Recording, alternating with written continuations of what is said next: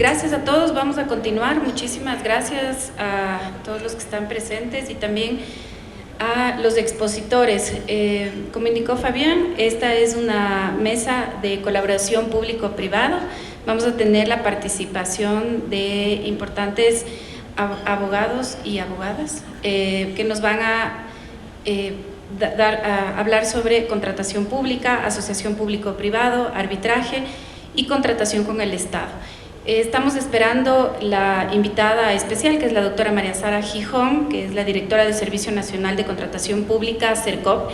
Ella, como nos comentó Fabián, ha indicado que se va a demorar un poco en llegar, así que vamos a empezar y a medida que estemos ya en las exposiciones, ella va posiblemente hacerlo al final de las ponencias. Igual que en la mesa anterior, en el panel anterior, les voy a presentar a todas las personas que van a ir hablando en el orden en el que les menciono y les voy a ir presentando. Entonces, para la exposición de contratación pública, la doctora Gabriela Jaramillo. Gabriela es abogada asociada de la firma Upper Law, licenciada en Ciencias Jurídicas y Sociales por la Pontificia Universidad Católica del Ecuador, abogada de los tribunales por la Pontificia Universidad Católica del Ecuador, doctora en jurisprudencia, es especializada en Derecho Societario, Negociación, Contratos Civiles, Mercantiles y Negociaciones Fiduciarias, Contratación Pública y Derecho Inmobiliario. Gracias, Gabriela, por estar aquí con nosotros. La doctora Lucía Cordero Lederberg, de Falconi Puig Abogados. Lucía es abogada y doctora en jurisprudencia por la Pontificia Universidad del Ecuador. Tiene una maestría en Derecho del Comercio Internacional por la Universidad Internacional de La Rioja y es coach ontológico certificada por To Be Company. Es socia de Falconi Puig Abogados. Muchísimas gracias, Lucía. El doctor Alejandro Ponce Martínez, de Quevedo Ponce y Abogados. No sé si está aquí el doctor, sí. Gracias, es doctor en jurisprudencia por la Universidad Católica del Ecuador y Master of Comparative Jurisprudence of New York University. Alejandro Ponce fue conjuez y ministro juez interino de la Corte Superior de Quito, director de asesoría jurídica de la Presidencia de la República durante la presidencia de León Febres Cordero, profesor de la Universidad Católica de Quito, de la Universidad Católica de Santiago de Guayaquil, de la Universidad Central del Ecuador, de la Universidad de la SUA y de la Universidad Andina Simón Bolívar. Muchísimas gracias, doctor Alejandro Ponce, por estar también con nosotros aquí. Y finalmente la doctora Blanca Gómez de la Torre, sí, también, gracias, es socia de la firma en las áreas de litigación y arbitraje, cuenta con más de 20 años de experiencia en litigios civiles, comerciales, administrativos y en arbitrajes nacionales e internacionales.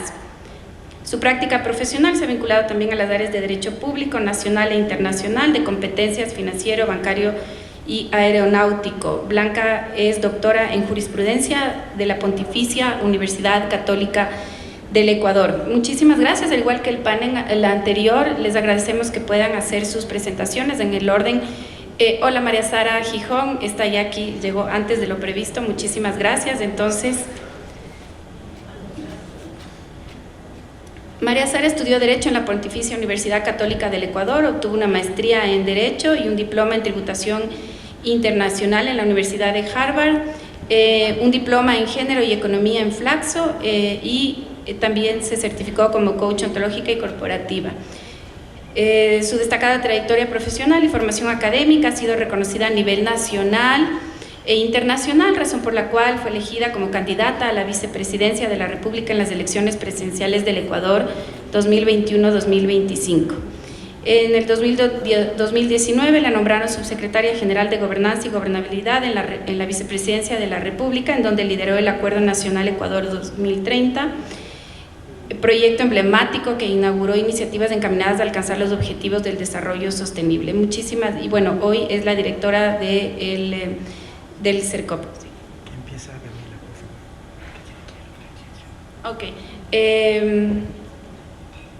Vamos a empezar. María Sara, muchísimas gracias por acompañarnos. Te hicimos correr. María Sara, con tu permiso vamos a empezar con Gabriela, que tiene una audiencia y aquí todos los abogados entienden que esas son urgencias. Y entonces, por favor, María Gabriela, muchísimas gracias.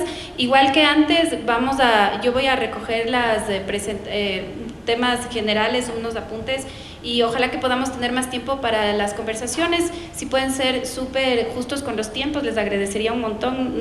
Creo que Fabián les está midiendo el tiempo, entonces ojalá que podamos hacerlo lo más ágil posible. Muchísimas gracias. Buenos días con todos, un gusto enorme estar en este importante foro y un gusto enorme que podamos de nuevo hacer eventos presenciales como este. Para seguir en el tema del encuentro legal de inversiones en el Ecuador y siguiendo con el lema del Gobierno Nacional de más Ecuador al mundo y más mundo al Ecuador, sin duda la contratación pública es uno de los pilares importantes que atrae la inversión nacional, inversión internacional, en temas de infraestructura, de minería, en temas de servicios, etc. Y por supuesto la contratación pública y la inversión nacional o extranjera requieren de normas y de procesos transparentes para garantizar la participación.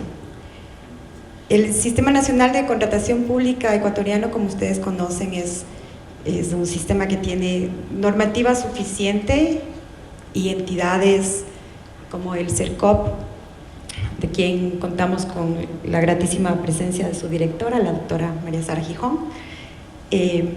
Como decía, la normativa de la contratación pública en el Ecuador tiene una variadísima gama de regulación. Por un lado está la ley, está el reglamento a la ley del Sistema Nacional de Contratación Pública, y además el CERCOP, dentro de sus atribuciones, tiene estas de legislar, de emitir resoluciones circulares que tornan obligatorias para todos los actores.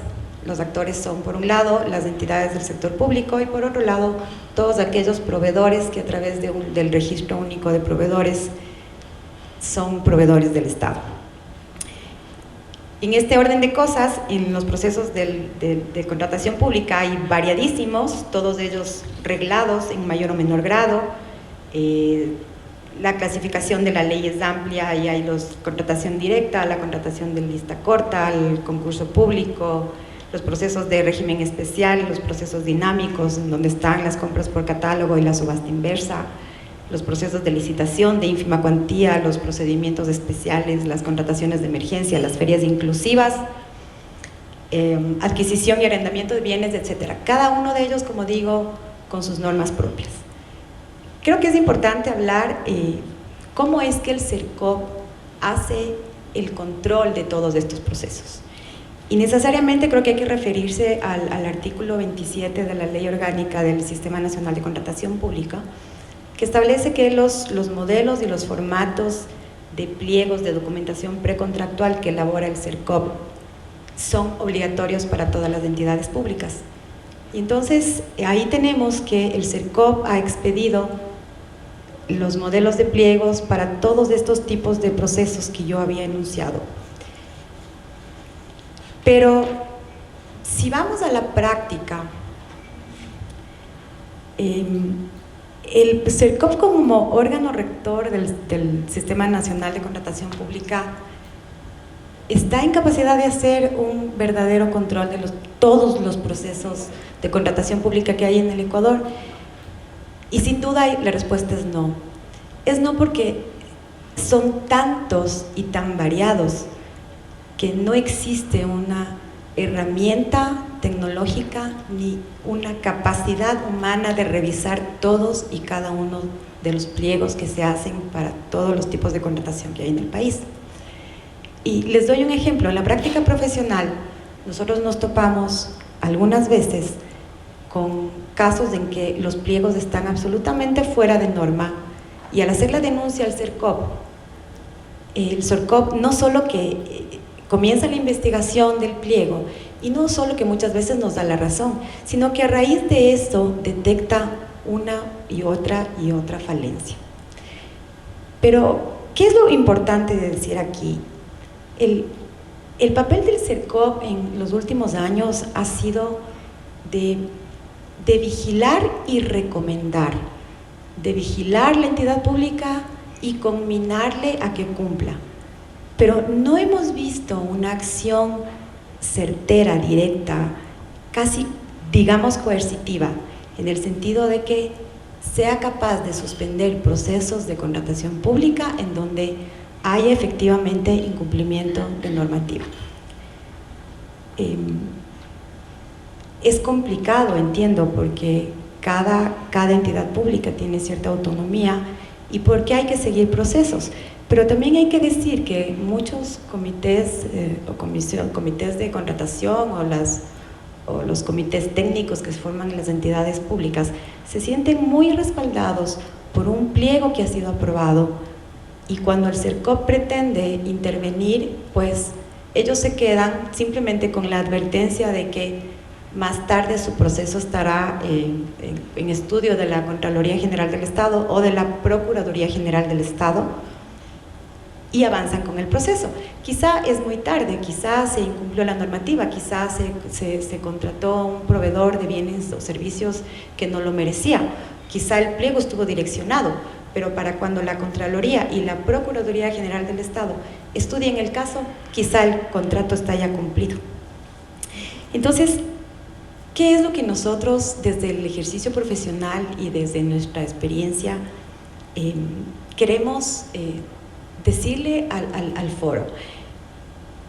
El artículo 9 de la Ley Orgánica del Sistema Nacional de Contratación Pública señala que uno de los objetivos del CERCOP es garantizar la transparencia y evitar la discrecionalidad en la contratación pública.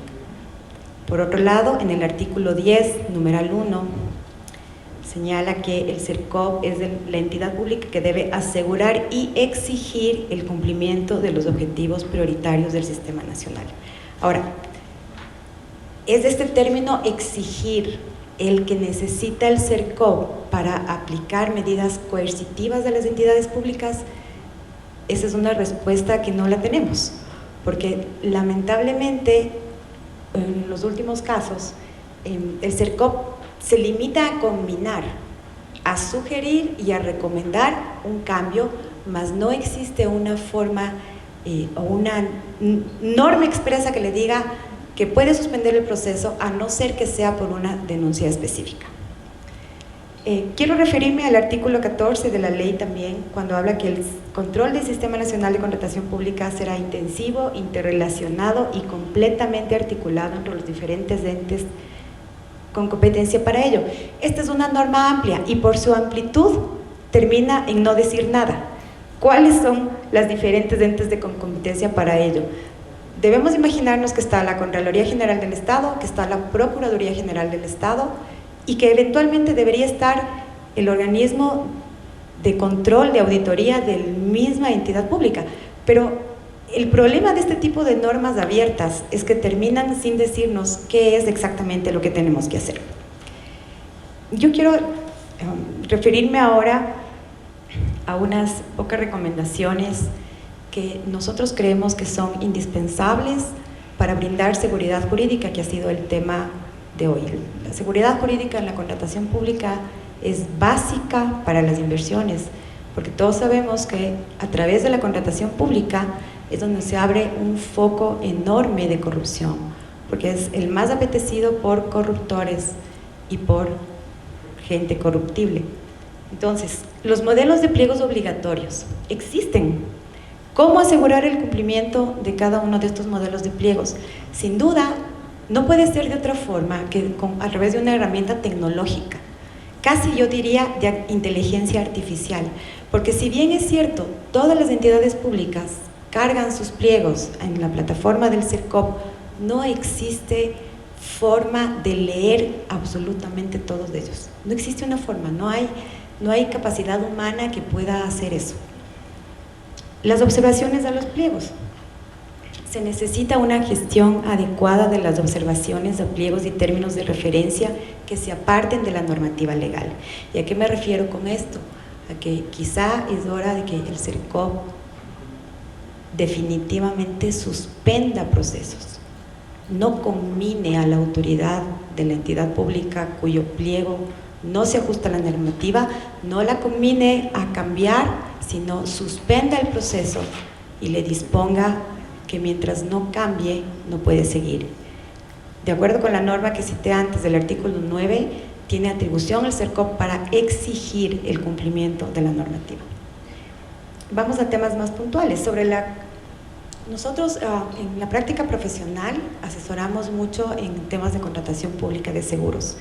Este pasado 23 de septiembre el CERCOP emitió la resolución número 2021-0118, a través de la cual norma, entre otras cosas, establece formatos obligatorios para la contratación de seguros.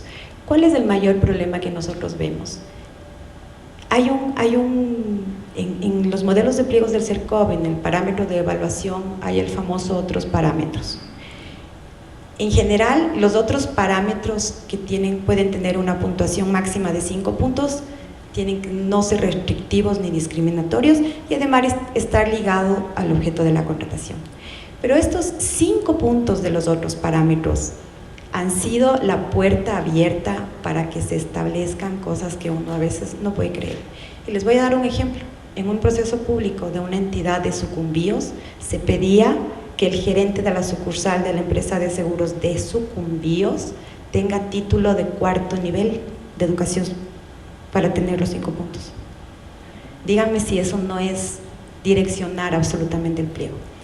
Pero entonces, si antes que los seguros, las empresas de seguros y las entidades que contrataban seguros tenían que ceñirse a los 5 puntos, el decreto 155 del presidente de la República, a través del cual reformó el reglamento a la Ley Orgánica del Sistema Nacional de Contratación Pública, en la segunda disposición reformatoria, estableció que las compañías de seguros no deben sujetarse a ningún pliego hasta que el CERCOP le diga cuál modelo de pliego obligatorio.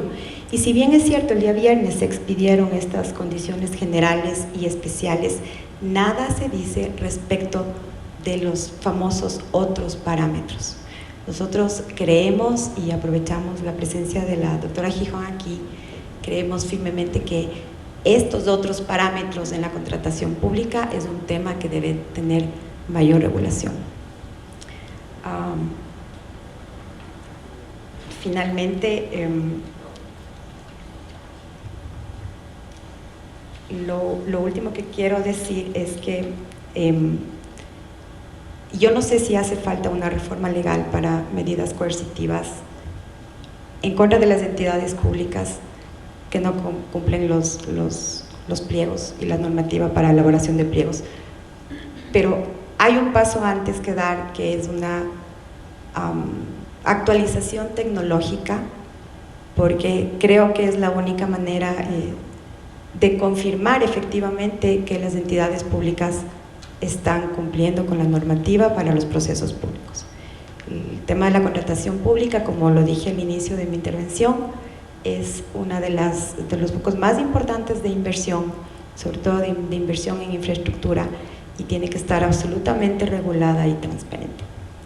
Les agradezco mucho y tengo que pedirles disculpas, pero debo atender una audiencia ahora a las 12, espero incorporarme lo más rápido que pueda. Gracias.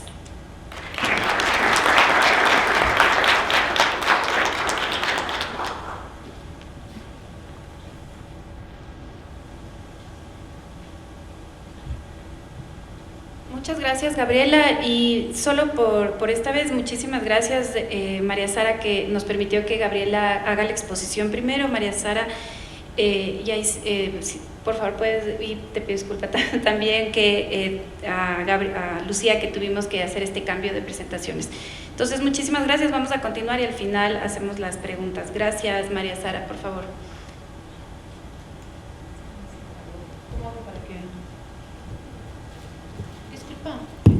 Ya sí, funciona, ya.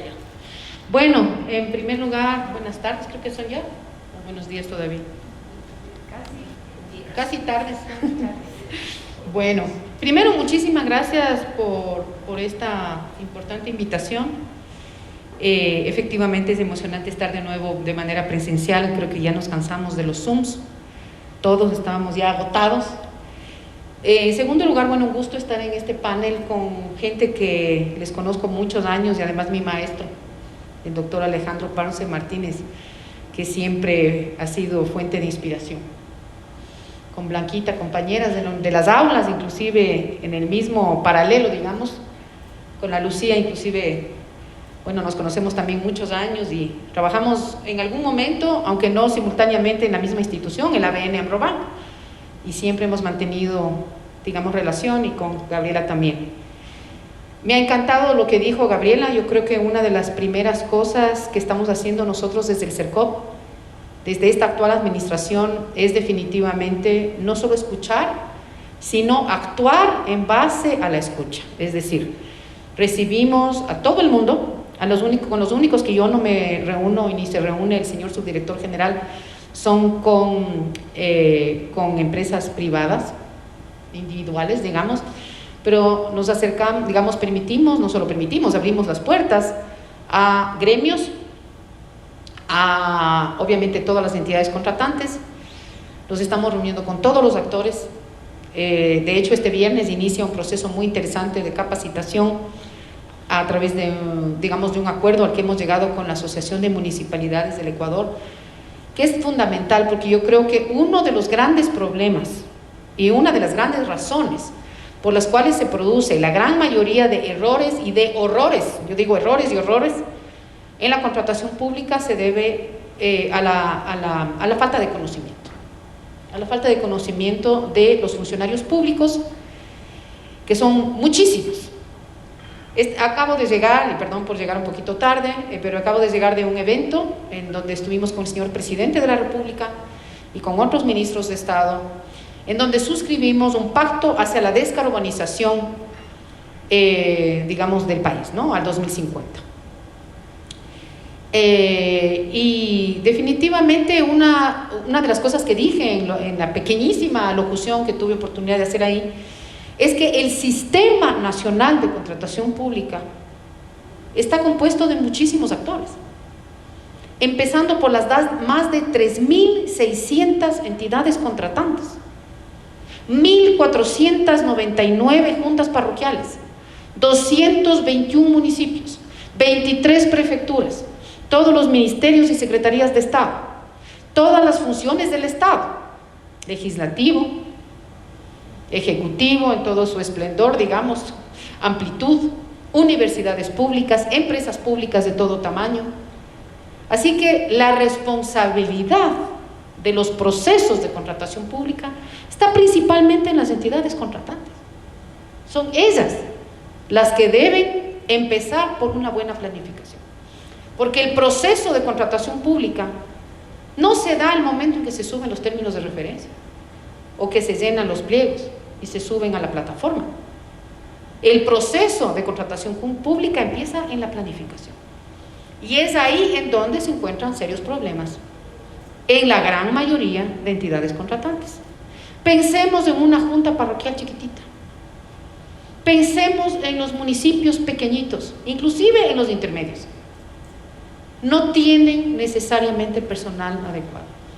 Yo creo que es momento de pensar seriamente en economías de escala, inclusive a nivel de las entidades contratantes, que se pueda pensar seriamente en compras corporativas o en compras masivas, ¿no? De hecho, hemos tenido conversaciones importantes, por ejemplo, con el presidente de EMCO, que está a cargo de las más grandes empresas públicas del país. ¿Cómo podemos hacer para lograr economías de escala en la compra pública de todas las empresas públicas grandes del Ejecutivo, por ejemplo? Pero bueno, por otro lado, entonces, de este lado están las entidades contratantes, que tienen que hacer buena planificación. Esa buena planificación tiene que aterrizar a un buen PAC, ¿no es cierto?, el famoso Plan Anual de Compras, y después tiene que haber una adecuada ejecución.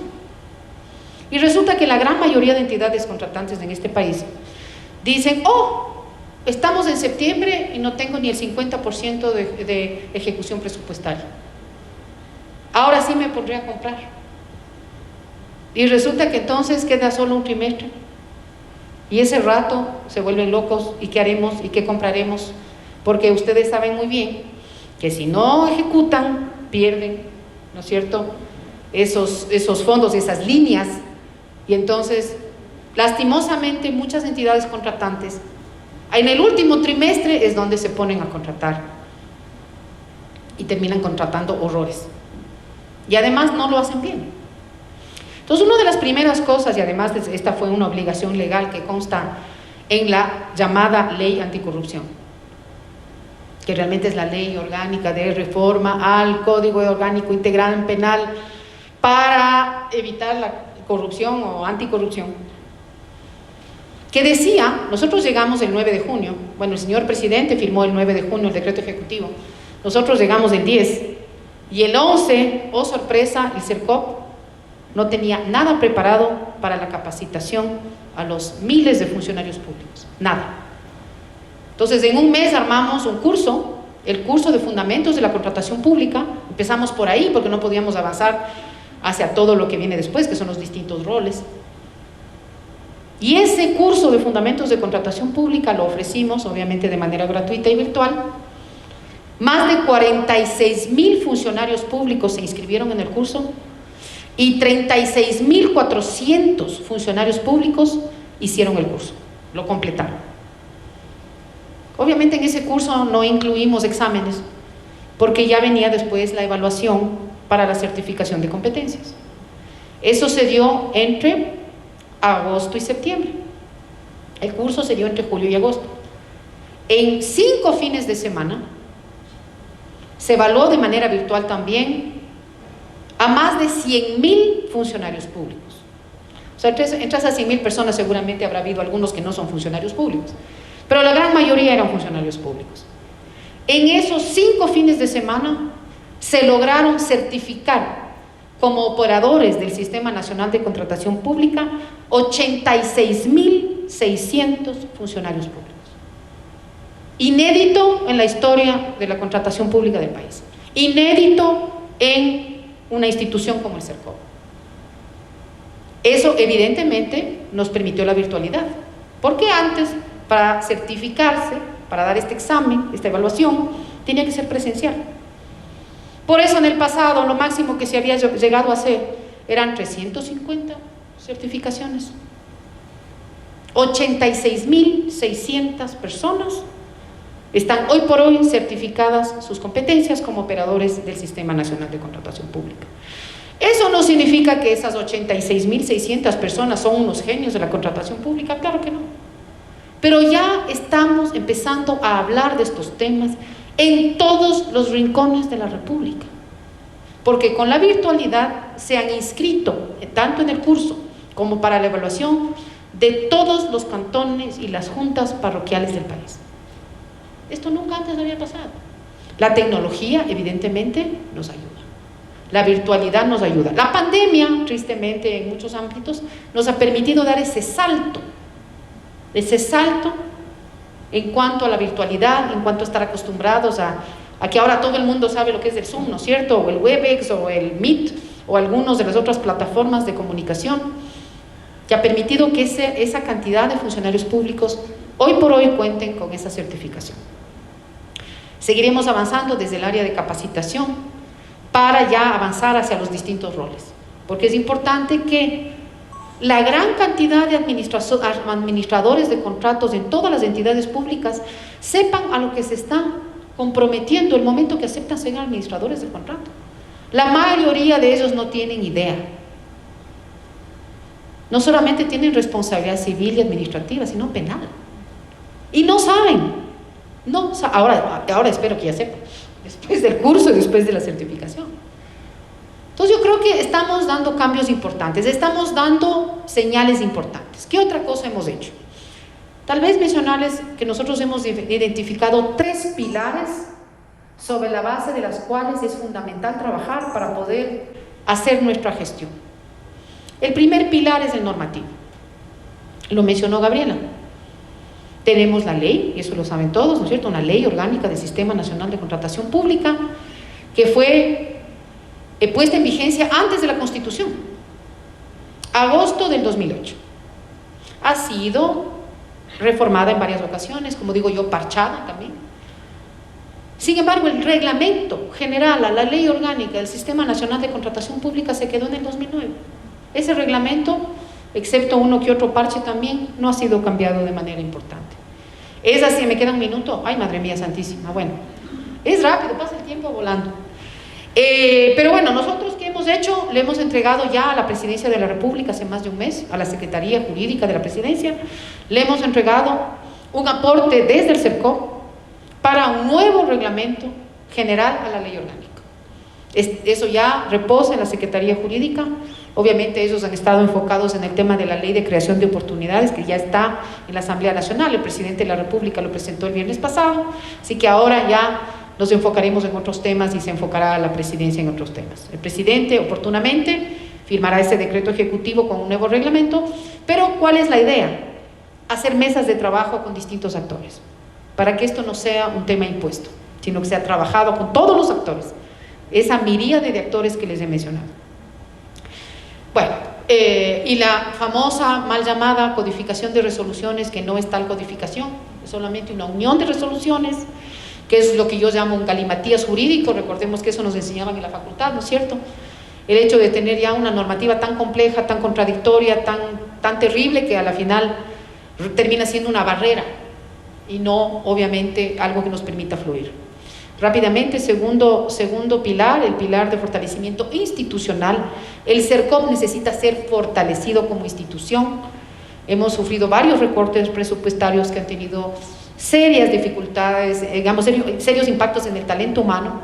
Por ejemplo, tal como está ahorita aún diseñado el CERCOP, el área de supervisión debería funcionar con 50 personas.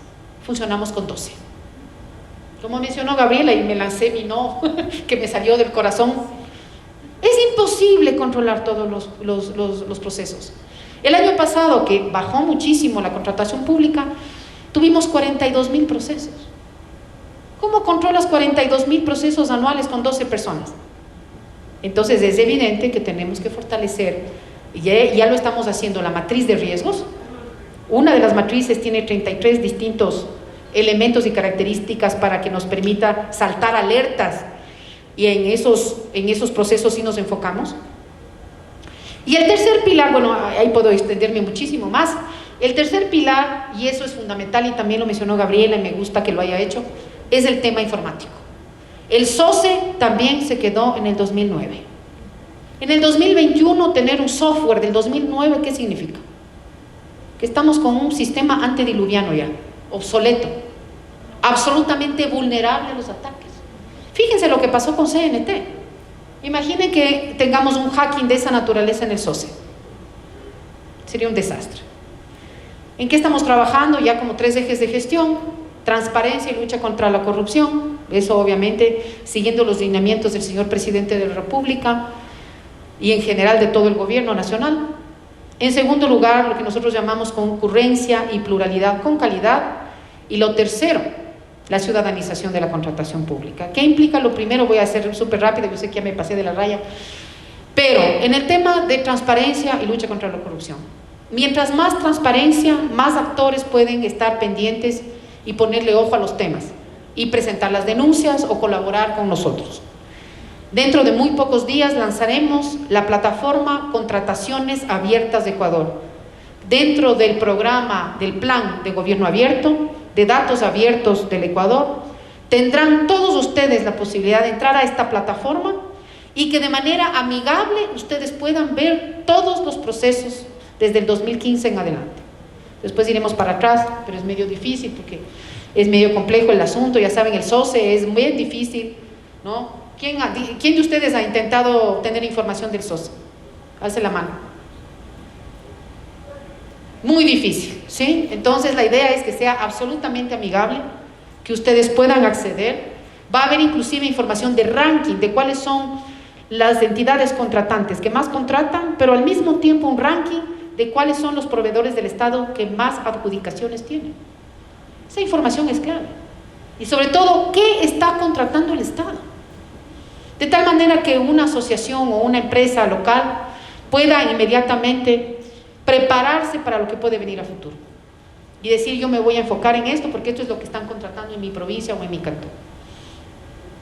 Tema de la concurrencia y la pluralidad con calidad tiene que ser hecha simplificando los procesos, simplificando los pliegos, simplificando términos de referencia. Nos hemos reunido con los colegas de Colombia, José Andrés Omeare.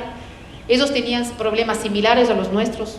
Un dato que les voy a dar y que no les va a sorprender, pero entre el 40 y el 49% de los procesos tienen altos niveles de concentración en el Ecuador. ¿Qué significa? 1, 2, máximo 3 oferentes por proceso. Eso es terrible. Necesitamos tener muchos más. Lo mismo tenía Colombia en sus municipios principalmente. ¿Qué hicieron? Simplificar, estandarizar. Ahora tienen entre 23 y 43 oferentes por proceso y en algunos casos más de 100. Eso es fundamental. A eso vamos, simplificar. Ya tenemos todo una hoja de ruta para ir sacando nuevos pliegos mucho más simples. Eso tiene que ver con la concurrencia, pero no podemos sacrificar la calidad. Catalogación. Máximo tenemos 1.500 entre bienes y servicios en el catálogo dinámico inclusivo. 1.500. Da chiste. Desde el 2009 para acá, bueno, no es desde el 2009, un poquito después. No es nada. Colombia tiene 500.000 entre bienes y servicios catalogados. Un verdadero Amazon del Estado. Hacia eso debemos ir. La tecnología nos lo permite. Esta tarde, a las 3 de la tarde, mi equipo del área de operaciones, del área de ¿cómo se llama?, digamos, de tecnología y también de riesgos, y conmigo, nos vamos a reunir con Google, porque lo que buscamos es fortalecer el sistema hasta tener un nuevo sistema. No queremos seguir parchando el SOCE, necesitamos un nuevo sistema completamente, actualizado, moderno, modular. ¿Qué es lo que sucede hoy y por qué hoy por hoy el sistema no responde a la normativa? Porque si queremos hacer un cambio al sistema, se paraliza toda la plataforma. Imposible, trabajan solo en la noche o fines de semana. Entonces, eso es uno de los temas en los que tenemos que trabajar y lo estamos haciendo, con el apoyo del MINTEL y también de la empresa privada. No tenemos que tenerle miedo a la empresa privada. Eso es lo que ha sido lastimosamente la dinámica en los años anteriores. Las alianzas público-privadas no solo son para grandes proyectos de infraestructura, son para todo. Y transparencia absoluta en todos los procesos. Yo sé que me sigues diciendo un minuto, ya me pasé de largo, pero sí quiero aprovechar. Y lo último, el tercer eje de gestión, ciudadanización de la contratación pública. Hoy en la mañana, a las 9 de la mañana, suscribimos, bueno, fue ya a las 9:25, suscribimos un convenio con el Observatorio Ciudadano para la Transparencia de la Contratación Pública. No le tenemos miedo a la crítica. Por favor, critiquen todo lo que quieran. Para empezar, que yo recién estoy desde el 9 de junio. Pero critiquen todo lo que quieran, pero no una crítica destructiva, una crítica constructiva, una crítica que venga acompañada de los aportes. ¿Cómo podemos mejorar? ¿Cómo debemos mejorar? No solo podemos, sino debemos. Y muchas gracias por esto. Ya me voy a poner a conversar contigo, Gaby, después, porque efectivamente lo que decimos al interior de CERCOP, somos un perro sin dientes. Somos un perro sin dientes. Nosotros podemos revisar cuando ya lo hacemos, ya sea a través de denuncias o en base a las alertas de la matriz de riesgos, revisamos procesos y evidentemente, básicamente hacemos recomendaciones. Le decimos, declare desierto, por favor, ¿no? Pero no, muchos no lo hacen. Entonces, efectivamente, si juntos como país creemos que sin necesidad de una reforma legal podemos ser más fuertes, lo seremos. Porque yo creo que ya es hora de poner orden en el sistema. Ahora sí, me callo, yo sé que ya me pasé creo que 8 minutos de lo que debía hablar y podemos seguir conversando. Gracias.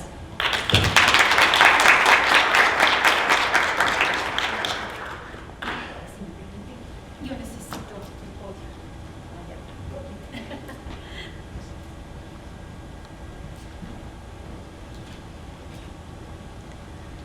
Ahora sí, muy buenas tardes con todos. Muchas gracias a la Cámara Francesa, a Falcón y Puig Abogados por haberme delegado en esta representación para hablar en esta mesa de contratación pública.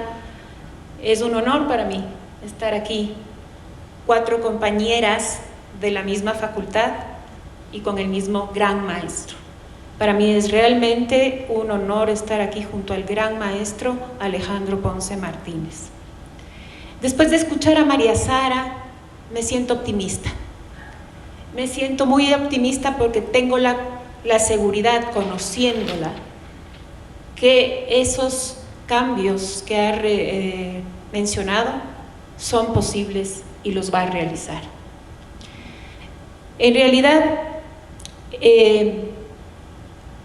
Yo voy a necesariamente empezar por cifras no tan optimistas, sino más bien pesimistas, pero que a la vez esas cifras nos revelan la gran oportunidad que tiene el Ecuador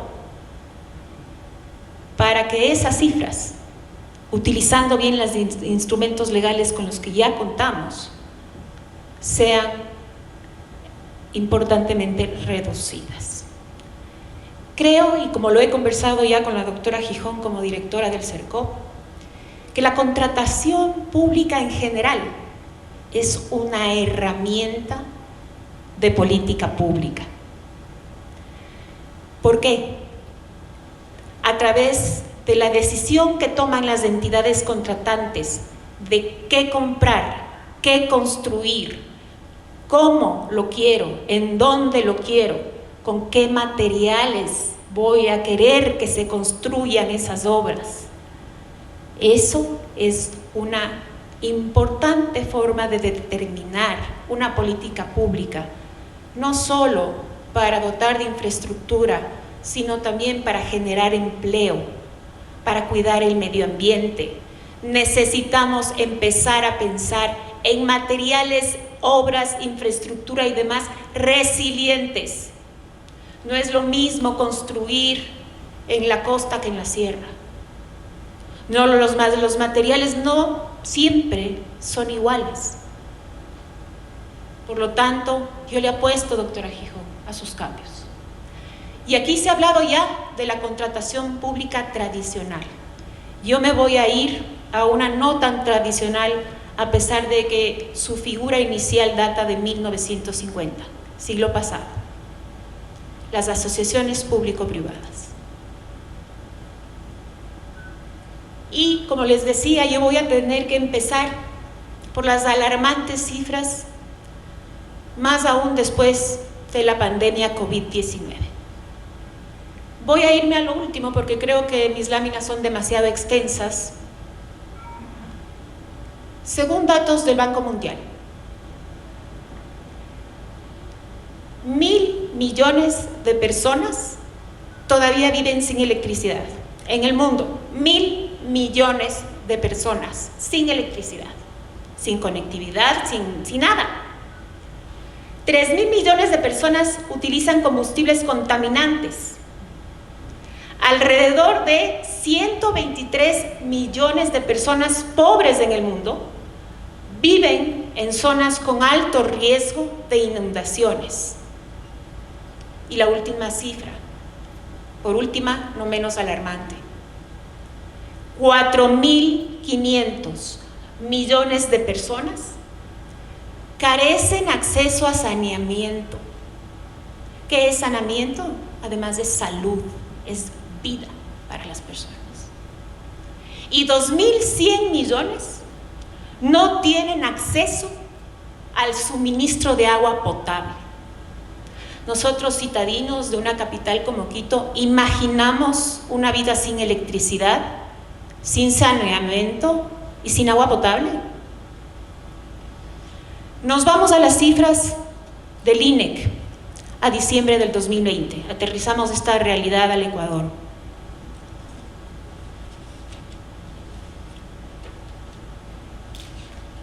Si me permiten, cifras, porque hay muchas cifras, pero las importantes, las alarmantes. Tenemos el coeficiente de Gini, para quien no lo sepan. Gini mide la desigualdad de ingresos, donde 0 es la menor desigualdad y 1 es total desigualdad. El país con menor desigualdad de ingresos en el mundo es Islandia. En el caso del Ecuador, se ubica en 0.5. O sea, estamos justo con el vaso, con el agua en la mitad. A nivel nacional, 0.485 en el área urbana y 0.474 en el área rural. ¿Qué quiere decir este coeficiente de Gini? Nos falta mucho por llegar a la igualdad de ingresos. Definitivamente la brecha entre ciudadanos con más acceso a recursos y ciudadanos con menos acceso a recursos es todavía enorme.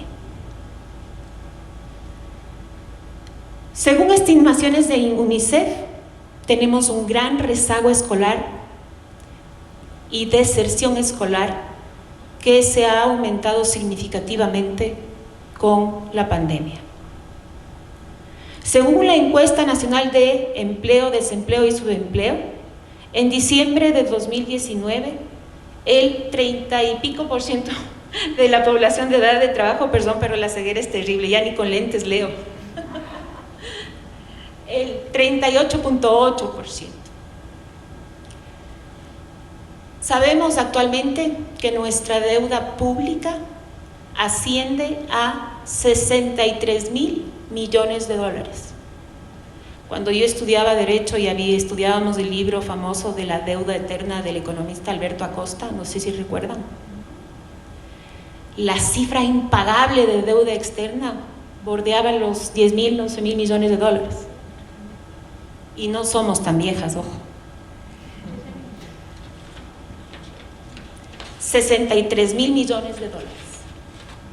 Y teníamos un déficit a diciembre del 2020, que ya se ha reducido en algo, un déficit presupuestario de 7.000 millones de dólares.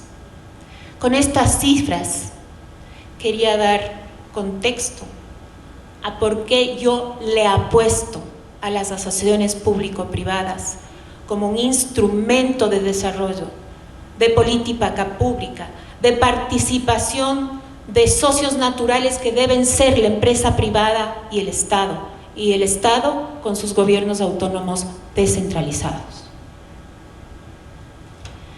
Y aquí siempre quiero empezar por algo, porque hay voces que dicen que es una licitación, es como una licitación cuando se llama a licitación con un componente de financiamiento por parte del contratista. Yo les digo, no señores, no es una simple limitación, no por desmerecer las otras licitaciones, sino que las alianzas público-privadas tienen un concepto de integralidad. El proponente, el oferente, el contratante, el gestor privado, como lo quieran llamar, asume desde los estudios preliminares, ¿sí? Asume la construcción, la operación y el mantenimiento, es decir, es un empaquetado completo. A diferencia de la licitación en que yo le doy construyendo al Estado o le doy comprando. Yo soy quiteña y reivindico el verbo dar como auxiliar, lo siento mucho. Así pues, eso es la principal diferencia entre una licitación o concurso público y una licitación para alianza público-privadas. La integralidad. Y también la propiedad, que a la final de un largo plazo sí debe pasar o ser revertida al Estado. Y en ese lapso, el gestor privado es responsable, pero el Estado no pierde su responsabilidad por ello de prestar servicios públicos de calidad, eficientes y al menor costo posible. Tampoco es una privatización, y esto es fundamental que se entienda la diferencia, porque hay voces de aquellas que ahora se oponen de todo el proyecto de ley de oportunidades, que también dicen que las APPs son una forma de privatizar. Y digo, y así fuera, ¿cuál es el problema si vamos a poder acceder como ciudadanos a servicios más eficientes, de calidad y menos costosos? Pero en todo caso no es una privatización. ¿Por qué? Porque la propiedad primero pasa definitivamente a manos de la entidad privada.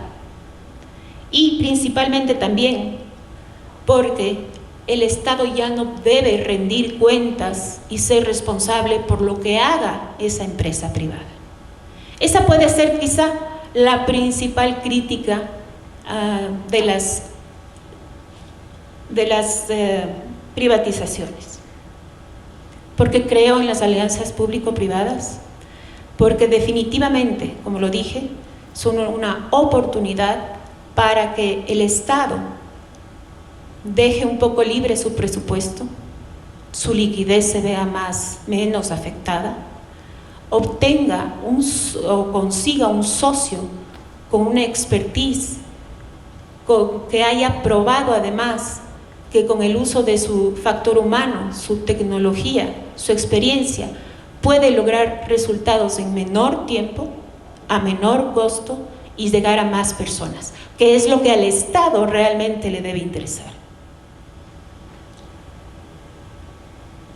Creo que además es el mecanismo idóneo para que estos socios naturales, en mi modo de ver, que son el sector privado y el sector público, puedan intercambiar conocimientos, tecnología, capacidades en pro del ciudadano común.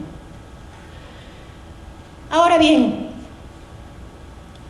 justamente el presidente Lasso, el jueves pasado en su discurso, en su primera cadena nacional, por cierto, ¿no fue su primera cadena nacional?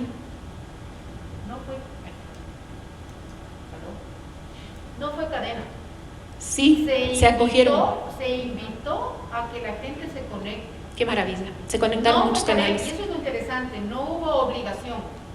Sin embargo, se conectaron más de 400 entre radios de todo el país y, ¿cómo se llama? Televisión, pero no fue cadena nacional. Qué maravilla, eso quiere decir que tiene adeptos. Y ya me faltan 3 minutos y no estoy ni en la mitad, así que vuelo.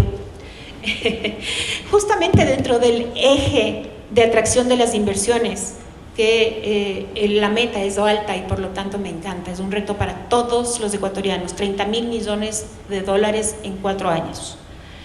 El presidente Lasso, y lo cito textualmente, dice: para agilizar inversiones crearemos la Secretaría de Alianzas Público-Privadas.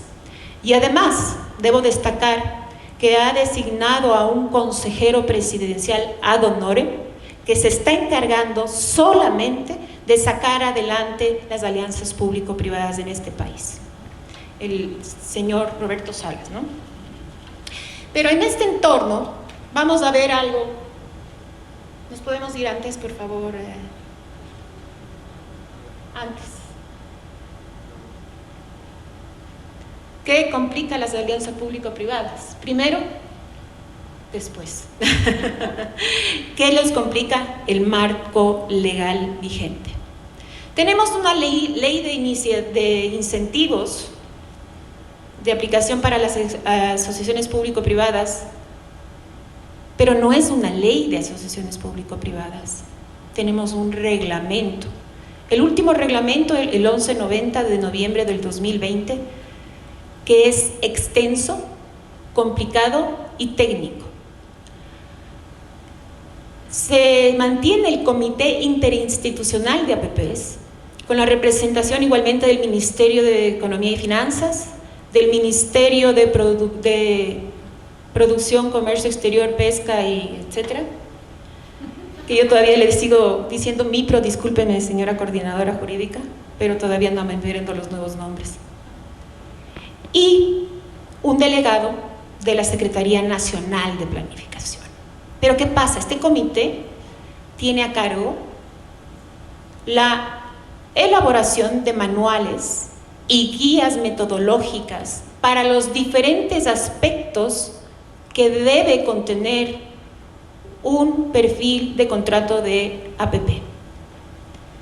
Una distribución de riesgos, cómo medirla, el valor del dinero.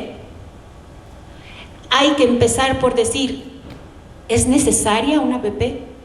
¿Es el mecanismo más eficiente para cubrir esta necesidad? Hay que hacer un análisis de costo-beneficio, sin lugar a duda. Y lamentablemente la carga de deberes y obligaciones del Comité Interinstitucional es demasiado pesada. Tenemos que con las APPs, no solamente, como decía la doctora Gijón, podemos cubrir grandes necesidades de infraestructura hidroeléctricas, telecomunicaciones, carreteras, etc. Las escuelas, los hospitales, los servicios públicos pueden ser prestados a través de alianzas público-privadas. Tanto obras nuevas, bienes nuevos, como el mantenimiento y recuperación de obras existentes. Yo siempre me acuerdo de las famosas carreteras, lamentablemente hoy, sin falta de mantenimiento, destrozándose. Debemos empezar por ahí. La viabilidad no solamente es conectividad entre ciudades, es vías de acceso a otros mercados, a salida de productos de comunidades campesinas, etc. Y como ya veo los letreros de los... El financiamiento, me queda un minuto. El financiamiento puede ser a cargo del gestor privado, puede ser a cargo del Estado o puede ser una combinación de ambos.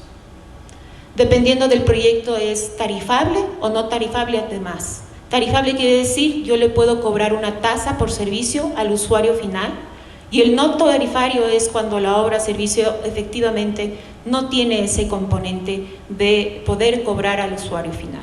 Ahí deberá entrar también entonces el Estado con subvenciones o con financiamiento directamente a suplir esa falta de financiamiento directo.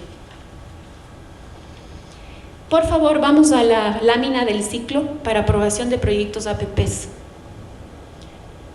Al principio utilicé viñetas para esta lámina, pero son 18 pasos que debe cumplir un proyecto de alianza público-privada. Y al respecto, cosas que llaman la atención, simplemente quiero compartir con ustedes. El sondeo de mercado se hace después, supuestamente, ¿no?, de cuando ya está aprobado el proyecto, los estudios de prefactibilidad y factibilidad realizados, y hasta tengo pliegos contractuales y modelo de contrato. Ahí recién hago un sondeo de mercado. ¿Cuándo debería hacerse un sondeo de mercado? Al inicio, es lo principal. Además, vamos a los tiempos, por favor. Tenemos dos tipos de iniciativas: la pública, bastante sencilla, y la privada. Vamos a la siguiente lámina. Quiero hacer énfasis en que cuando un gestor privado propone un proyecto a una entidad delegante, tiene que presentar un perfil de proyecto con un estudio de prefactibilidad. No se le exige todavía el sondeo de mercado. La entidad delegante debe revisar la propuesta y tiene hasta 6 meses para determinar si es viable o no es viable. Hasta 6 meses. Lamentablemente las entidades delegantes siempre se toman 6 meses, si no más. 6 meses aquí, recuérdenlo. Después, si es que es calificado de interés público por la entidad delegante, pasa entonces al comité interinstitucional que lo evalúa y lo declara apto para ser incorporado al programa de APPs y por lo tanto registrado en las APPs y además publicado en el registro de APPs. De ahí, una vez que el comité interinstitucional aprueba el proyecto, el gestor privado tiene 6 meses para hacer estudios de factibilidad. Ya vamos 1 año, y eso, porque no sabemos cuánto tiempo se tomará el comité interinstitucional para aprobar el proyecto. Luego, una vez que el gestor privado presente estudios de factibilidad, vuelve a la entidad delegante, que analiza la viabilidad, prepara los pliegos y el modelo de contrato, y después le pide el sondeo de mercado al gestor privado. Si es viable, se aprueba el comité interinstitucional, vuelve al comité interinstitucional, es decir, es un juego de ping-pong aquí, ¿no? Viene, va, para que apruebe el proyecto y los incentivos tributarios que se le otorgarán al proyecto. Ojo, es potestad del comité interinstitucional. cuando tenemos una ley de incentivos tributarios que debería ser, a mi modo de ver, aplicable por igual. Y después ya viene el proceso de concurso público, que no se somete necesariamente a la Ley Orgánica del Sistema Nacional de Contratación Pública, sino a las guías y manuales que expida el Comité Interinstitucional. Tengo problemas con esta palabra. Luego viene la adjudicación, pero además hay un plazo para presentación de ofertas desde la convocatoria y la respuesta a las preguntas, absoluciones e inquietudes de los interesados de 3 meses. Y además, la única ventaja que va a tener el gestor que invirtió en estudios de prefactibilidad y perfil del proyecto van a ser 10 puntos de bonificación en la calificación de su propuesta. Ya no puede, como antes el decreto 582 decía, ya voy, ahora sí solo voy a las conclusiones, les juro. Era que el proponente o el gestor privado que propone el proyecto puede negociar y mejorar la oferta ganadora.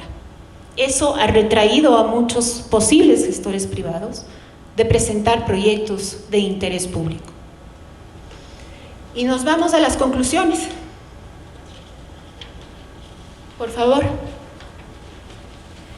Algo que debo decir es que en el Ecuador, desde el 2015, año en el que se expidió el primer decreto y se expidió la ley de incentivos de APPs, tenemos contados con los dedos de las 2 manos proyectos de alianza público-privadas. ¿Por qué? ¿Por qué mientras el Perú, Chile, México, Colombia tienen cientos de proyectos de APPs? Es para mí una falta de identificación, priorización e identificación de necesidades. Debe de venir desde el Plan Nacional de Desarrollo, debe de venir de esa planificación que como Estado, ¿qué queremos? ¿Qué necesitamos? ¿Hacia dónde debemos ir? ¿Qué infraestructura debemos construir? ¿Qué servicios debemos dotar? Todo parte desde ahí. Debemos tener un portafolio de clientes, de proyectos atractivo, estudiado, que vayan acordes con las necesidades del país. La institucionalidad, me pregunto, ¿está de acuerdo a las necesidades, la agilidad del trámite, etcétera? La legislación definitivamente dispersa, según el subsecretario de Inversiones que estuvo aquí esta mañana, es suficiente. Debemos reformar el reglamento de APPs de noviembre del 2020. Hay una falta de guías y manuales que debe expedirlas el Comité Interinstitucional, y que entiendo que tenemos apoyo de multilaterales para el desarrollo de estas guías y manuales. Mi pregunta es: ¿para cuándo? Y, como decía la doctora Gijón, debemos capacitar y asesorar a las entidades delegantes para que sepan cómo estructurar proyectos de alianza público-privadas. Las virtudes, las siguientes. Les dejo como estas inquietudes y espero haber aportado en algo sobre la clarificación de la naturaleza, las ventajas y las oportunidades que nos brindan las asociaciones público-privadas. Muchísimas gracias.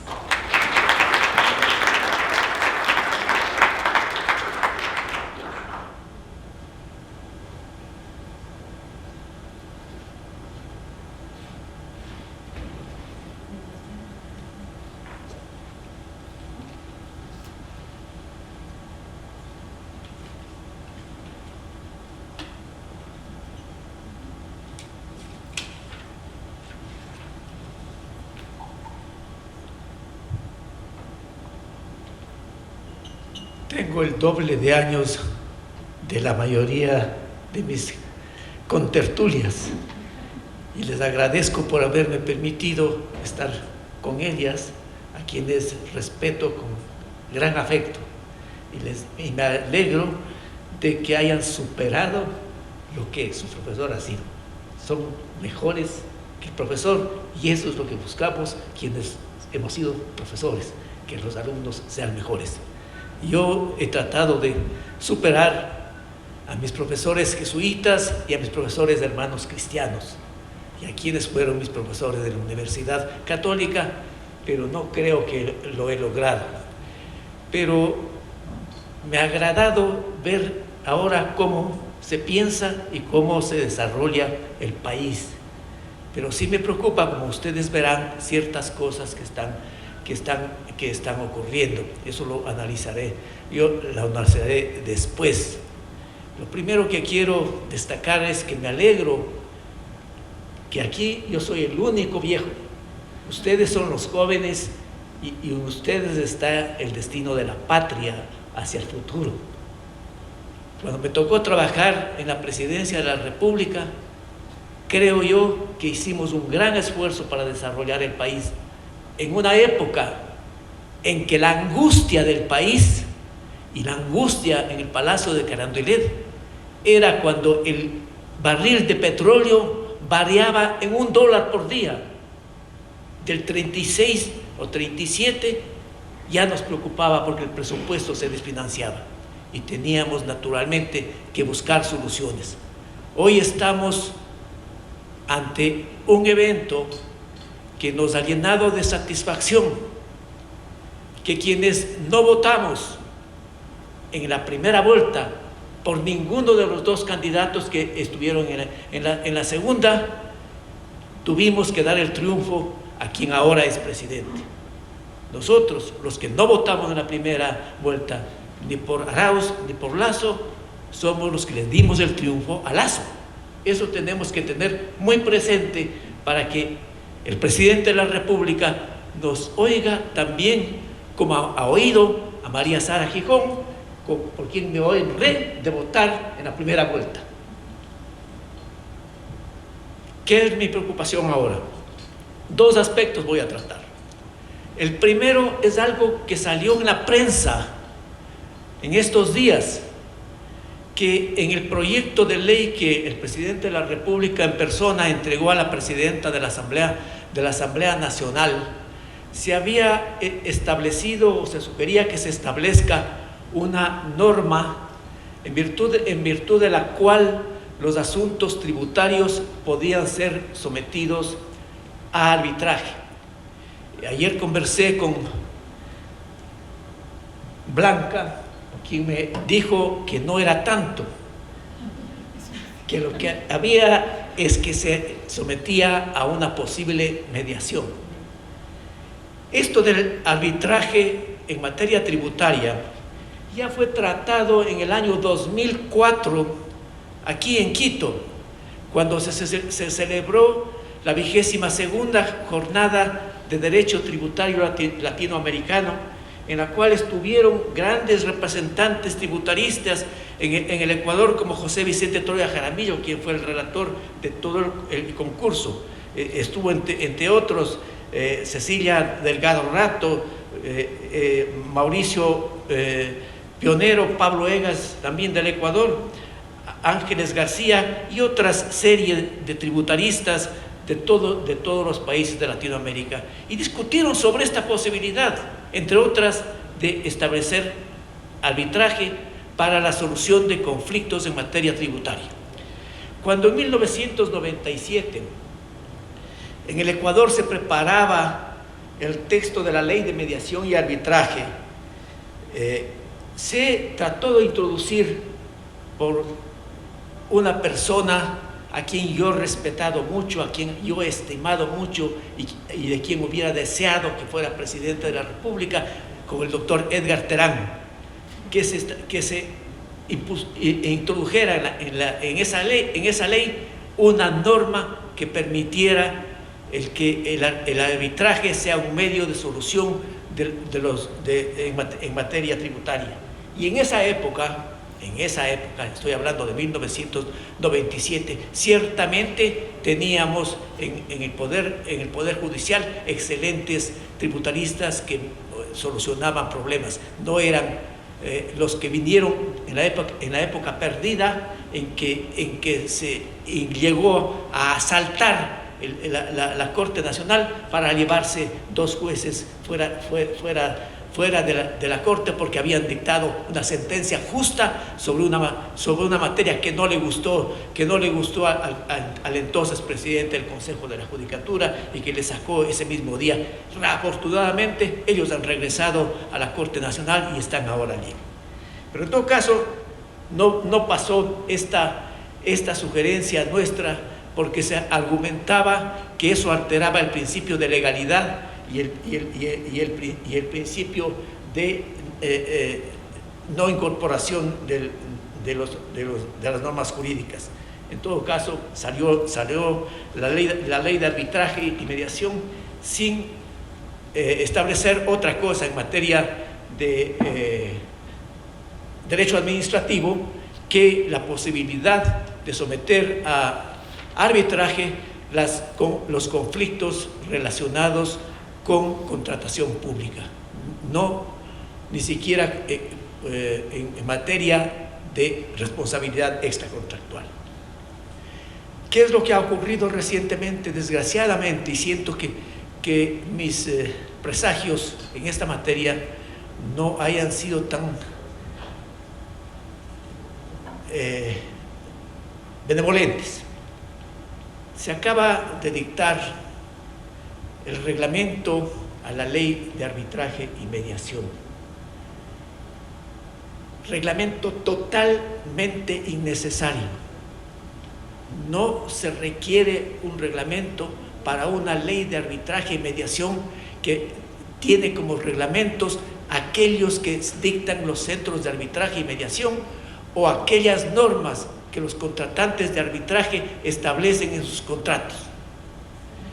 Y lo más grave, en mi opinión, esto es una opinión personal, que espero que ustedes la respeten y que lo podemos analizar, es que, en primer lugar, el presidente de la República estaba prohibido de dictar ese reglamento. ¿Por qué razón?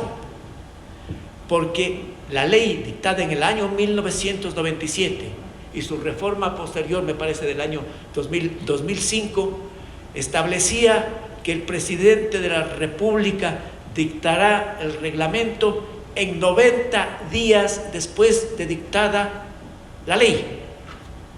En el Código Orgánico Administrativo vigente se establece que la competencia en razón del tiempo se la pierde cuando transcurre el tiempo necesario para ejercerla.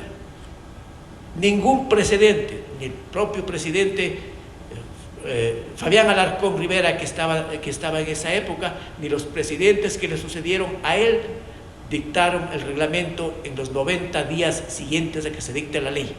Por consiguiente, el presidente de la República debió haber pensado: ¿tengo atribuciones para dictar este reglamento? Si hubiera estado de director de asesoría jurídica de la Presidencia de la República, como lo fui en la presidencia del ingeniero Febres Cordero, le había dicho: presidente, usted no tiene esa atribución. Parece que allí se han equivocado. Pero más aún, recuerdo con gran entusiasmo, recuerdo que el 24 de mayo, al tomar posesión del cargo, el presidente de la República aseguró que no meterá su mano en la justicia. Aseguró que no ocurrirá lo mismo que pasó en la década perdida. Yo tuve una interesante experiencia durante la década perdida. Tuve el honor de que en una sabatina me nombrara 8 veces. Mi empleada que llegaba a mi casa a servir había llegado aterrada, ¿qué le va a pasar a mi patrón? Pensaba que ya me cogían preso. Yo presenté en un evento que tuvimos en Lima sobre arbitraje, presenté el texto de lo que me dijo 8 veces el entonces jefe del Estado. Llamo jefe del Estado porque él se tituló jefe del Estado, no porque crea que sea cierto que fue jefe del Estado. En todo caso, me preocupa que el presidente haya violado su promesa de no interferir en la administración de justicia. ¿Qué es lo que ha dicho en su reglamento? Por un lado, regula una cosa incomprensible para mí. Regula el trámite de la acción de nulidad de los laudos, disponiendo que los jueces tendrán que aceptar que si una parte le pide que sea confidencial, tiene que aceptar el que nada de lo que se diga en la acción de nulidad puede ser divulgado, en contra de un principio elemental de que los juicios son públicos y que los laudos arbitrales dejan de tener confidencialidad desde el momento en que se dictan. Lo que es confidencial es el trámite ante los árbitros. El momento en que se dicta un laudo, ese laudo pierde la confidencialidad. Eso es público. Tan público es que para ejecutar uno tiene que ir al juez a exigirle que cumpla. O si se plantea la acción de nulidad, desde ese momento ya todo el persona puede conocer. Y he visto yo, hace pocos días salió en la prensa que el Estado tenía 36 juicios arbitrales y a nadie le afectó que se nombrara cuáles eran esos casos, a pesar de que se dice que son confidenciales. Entonces no podía el presidente no podía disponer tampoco obligaciones para los jueces, no podía basarse como motivo para dictar el reglamento que se habían dictado regulaciones que atentaban contra el arbitraje. Sí se dictaron regulaciones que afectan al arbitraje por parte del Consejo de la Judicatura, cuando lo único que tenía derecho el Consejo de la Judicatura era de registrar los centros de arbitraje, nada más. Pero dictaron una serie de regulaciones que inclusive decían que deben calificar a los árbitros. Esas regulaciones ciertamente son contrarias a la ley, pero el presidente de la República no tiene la facultad de imponer que esas regulaciones dejen de existir. Si quiere que esas regulaciones dejen de existir, el camino es muy simple: presente una acción objetiva ante el Tribunal de lo Contencioso Administrativo para que él resuelva, o presente una acción de inconstitucionalidad ante la Corte Constitucional, como lo que yo he venido planteando desde hace mucho tiempo, que se debe plantear una acción de inconstitucionalidad contra la aprobación del texto de Montecristi. ¿Por qué razón? Porque ese texto fue aprobado exclusivamente con el 48.6% de los votantes. Si ustedes miran el texto de la resolución publicada en el registro oficial del 20 de octubre de 2008, verán que si somos matemáticos, yo soy físico matemático cuando me gradué de bachiller, en ese cálculo de los votos por uno y otro lado se desprende que la Constitución fue aprobada exclusivamente con el 48.6%.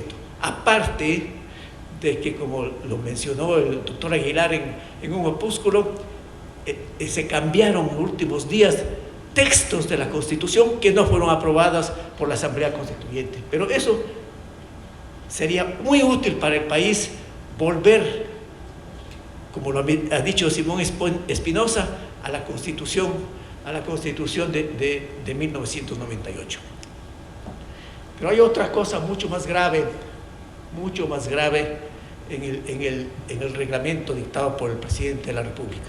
El artículo 15 de ese reglamento.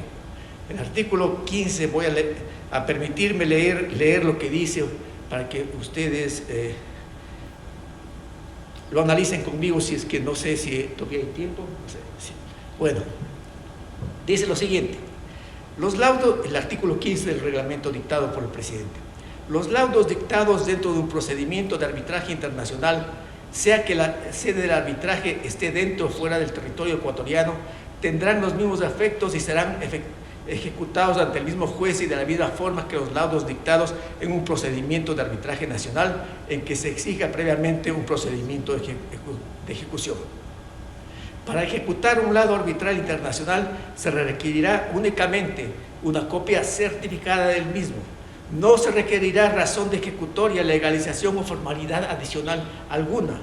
La parte contra quien se ejecuta el laudo podrá oponerse al acreditar con documentos el cumplimiento de la obligación requerida, la suspensión de la ejecución del laudo ordenada por autoridad competente o que el laudo ha sido declarado nulo por autoridad competente. El juez ordinario está prohibido, le prohíbe al juez ordinario directamente el presidente de la República, algo que no podía hacerlo. El juez ordinario está prohibido bajo responsabilidad de admitir recursos que entorpezcan la ejecución del laudo. Ningún juez aceptará acción alguna que tenga como objeto retrasar, entorpecer o impedir la ejecución de un laudo internacional.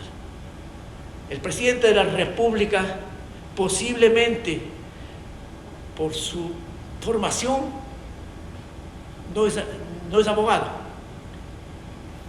Yo recuerdo que el ingeniero Febres Cordero, cuando era presidente de la República, decía: yo sé más que los abogados, y en realidad él conocía mucho de derecho.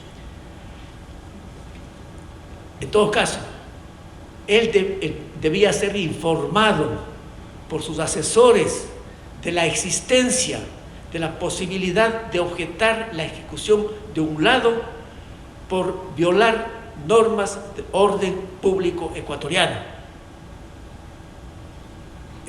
Antes de que se dicte el famoso Código Orgánico General de Procesos que ha desbaratado la administración de justicia, en el Código de Procedimiento Civil se planteaba la ejecución del laudo en proceso ejecutivo, en el cual cabía objetar la ejecución del laudo basada en que el laudo violaba el orden público ecuatoriano.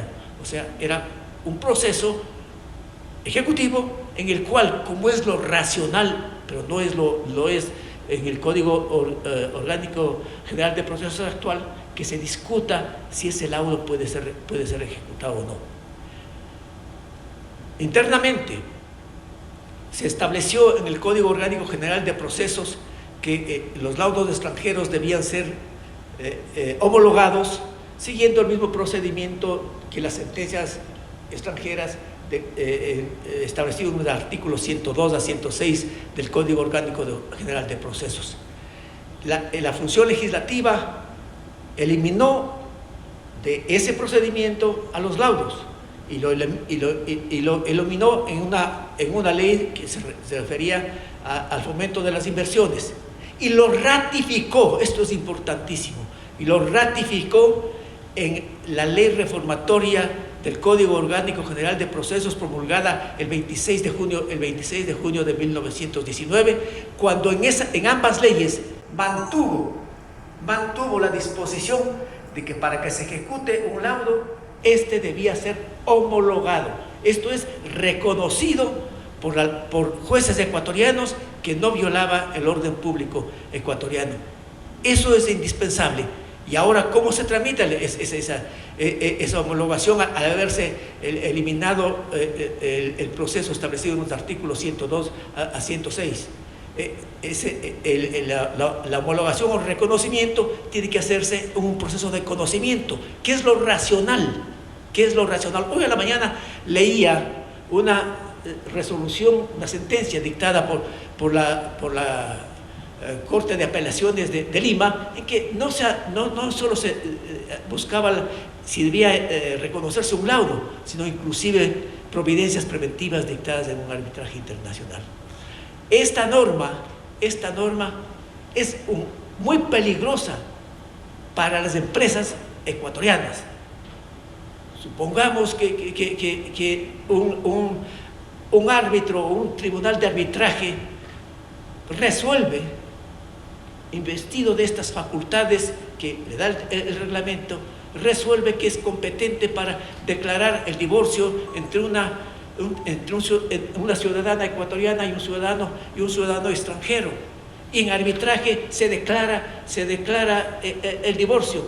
Esa resolución del árbitro tendrá que ser cumplida, basada en el reglamento, obligatoriamente por el juez ecuatoriano, quien se limitará a ordenar que se inscriba esa resolución de arbitraje en el registro civil. Esto es un absurdo, tanto más que, como ustedes y todos nosotros conocemos, que cuando el Ecuador aprobó la Convención de Nueva York en el año 1962, el presidente de la República del entonces, el doctor Carlos Julio Arosemena Monroy, dijo que se entenderá que esa convención es aplicable a los asuntos de comercio de conformidad con la definición de actos de comercio constante en la legislación ecuatoriana.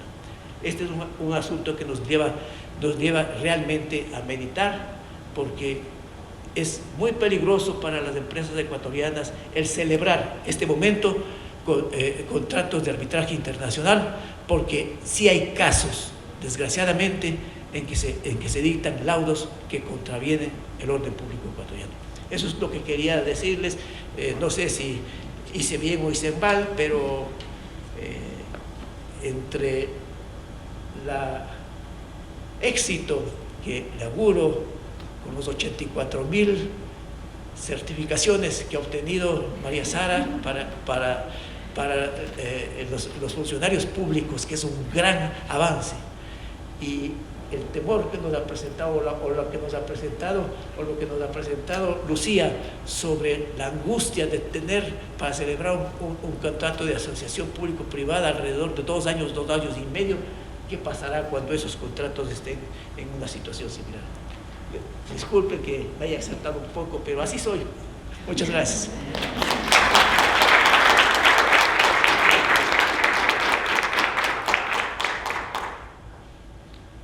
Buenas tardes ya con todos. Me toca la ingrata tarea de privarlos unos momentos del almuerzo. Me toca la desafiante tarea de poder estar a la par de quienes me han precedido en la palabra y un poco mostrarles qué tiene que ofrecer el arbitraje a las inversiones y qué ventajas presenta el arbitraje en la contratación.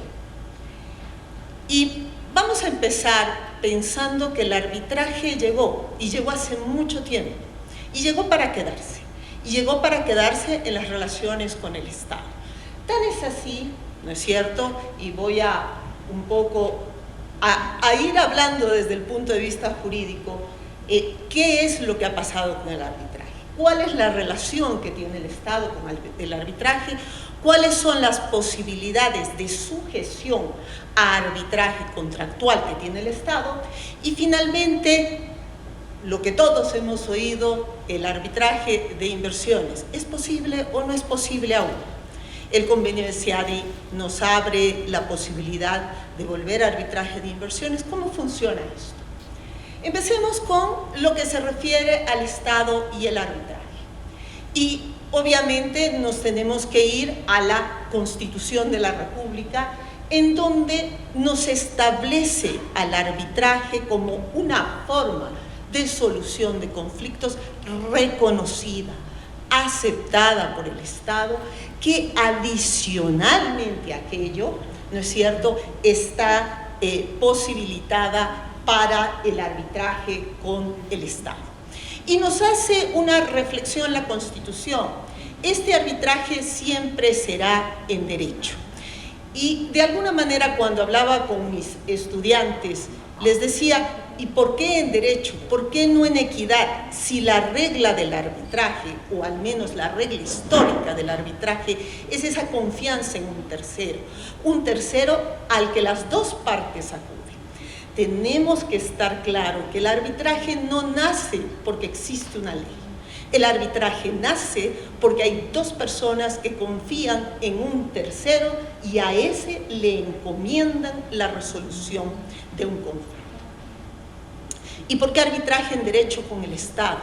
porque de alguna manera el Estado, al ser un ente público, necesita reglas claras, necesita de alguna manera tener un camino definido con anterioridad. Vamos con el artículo 190 de la Constitución, que nos posibilita el arbitraje, y vamos a ir, por favor, la siguiente, al artículo 11 de la Ley Orgánica de la Procuraduría General del Estado. ¿Y por qué me voy a la Ley Orgánica de la Procuraduría General del Estado? Porque en este reglamento al que tú te referiste, Alejandro, se habla mucho de la autorización del Procurador General del Estado, ¿no es cierto? Que de alguna manera se había establecido como un control de calidad de estos posibles arbitrajes a los que podría acceder el Estado. Control de calidad que, como todos los controles de calidad, podía ser también control para no ir, ¿cierto? Pero control de calidad. Y esta Ley Orgánica de la Procuraduría General del Estado establece, ¿no es cierto?, nuevamente y ratifica que los organismos y entidades del sector público podrán someterse a procedimientos de arbitraje en derecho. ¿Qué es lo que observamos con la Constitución de la República, con la Ley de la Procuraduría General del Estado, con la Ley de Arbitraje y Mediación, recientemente con el reglamento? Una vocación del Estado a confiar en el arbitraje. Pero ustedes me van a preguntar, ¿cómo puede ser posible que el Estado confíe en el arbitraje si maneja cortes nacionales? Si el Estado tiene cortes nacionales. Yo no estoy hablando del Ejecutivo, estoy hablando del Estado, ojo, ¿no es cierto? Porque el tiempo en que decíamos quien maneja el Ejecutivo maneja el Judicial no es el que estamos viviendo. ¿Por qué tiene el Estado que darle la espalda a sus propias cortes e irse a un sistema alternativo de solución de conflictos? Y yo les voy a dar dos razones indispensables. La primera, la ineficiencia de las cortes. Y la segunda, y la más importante, es que las relaciones internacionales van más allá de las fronteras de los países. Y necesitas mecanismos que garanticen que esas inversiones, que esas iniciativas privadas, ¿no es cierto?, sientan confianza.